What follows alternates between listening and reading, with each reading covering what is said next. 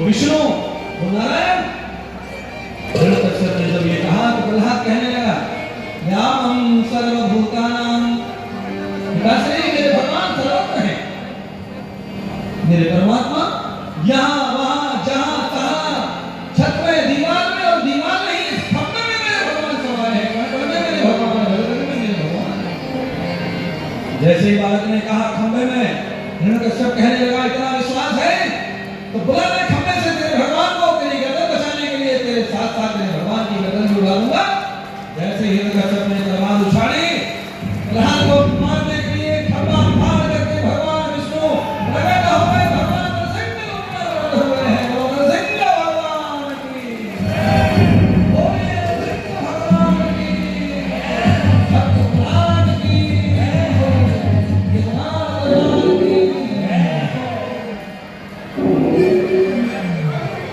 युद्ध हुआ नरसिंह भगवान में और हिरण्यकश्यप में। भगवान नरसिंह ने अपने हाथों के नाखून से हिरण्यकश्यप को धरती में डाल करके छाती में नाखून डाल दिए, दबोच दिया, धरती में युद्ध करने लगे।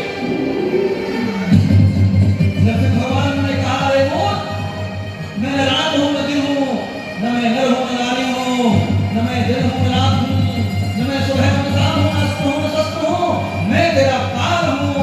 भगवान नरसिंह ने अधिकमास पैदा किया, पुरुषोत्तमास पैदा किया, और उसने उस पापी का आत्मा करके भगवान उसका रक्त पीने लगे। नरसिंह भगवान मूर्ख रक्षक का अंत कर दिया भगवान ने। और जैसे जैसे धरती पर गिरा, नरसिंह भगवान उस भक्त को, प्रहलाद को गोद में लेकर के बात्सल्य करने लगे, ममता के कारण।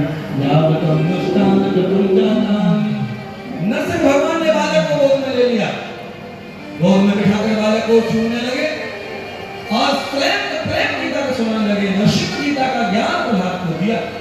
हे पुत्र, मैं तेरी भक्ति से प्रसन्न हुआ हूँ, और पुत्र के कारण, तेरे कारण ही तेरे पिता को आज सदगति हुई है। आज तू मेरा भक्त ना होता तो तेरे दुष्ट पिता का कल्याण ना होता। हे पुत्र, अब तुम गीता का ज्ञान लो, मुझे ही आज से अपना देव मानकर, गुरु मानकर, इष्ट मानकर सेवा पूजन करो, और अपने पिता के सिंहासन की शोभा बढ़ाओ। एक प्रतापी राजा बनकर इस सिंहासन की शोभा बढ़ाओ, विवाह करके सुंदर पुत्रों का जन्म दो। और नरसिंह भगवान जब क्रोध से शांतित नहीं हो रहे, प्रसन्नता से नहीं आ रहे, नरसिंह भगवान क्रोध कर रहे थे, तो माता लक्ष्मी भी उनके साथ में आकर भगवान विष्णु के, नरसिंह भगवान के रूप। माता लक्ष्मी, धरती लोक पर अब तुम्हें कोई पूज नहीं रहा है, धरती पर तो केवल अनसुईया की जय जयकार हो रही है। सब साधु महात्मा अनसुईया की जय जयकार कर रहे हैं। अब तो मना चिढ़ गई लक्ष्मी। लक्ष्मी ने कहा, अगर धरती लोक पर हमारी पूजा नहीं होगी, माया लोक पर, और उस नारी की पूजा होगी, तो हम कैसे जिएंगे।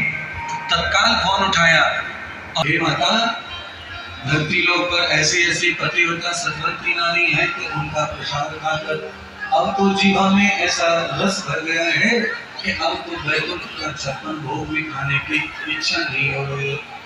लक्ष्मी को बड़ा झटका लगा। लक्ष्मी ने कहा, ऐसी कौन सी औरत पैदा होगी धरती पर, आप लोग पर। भगवान सुखदेव कहने लगे, राजन,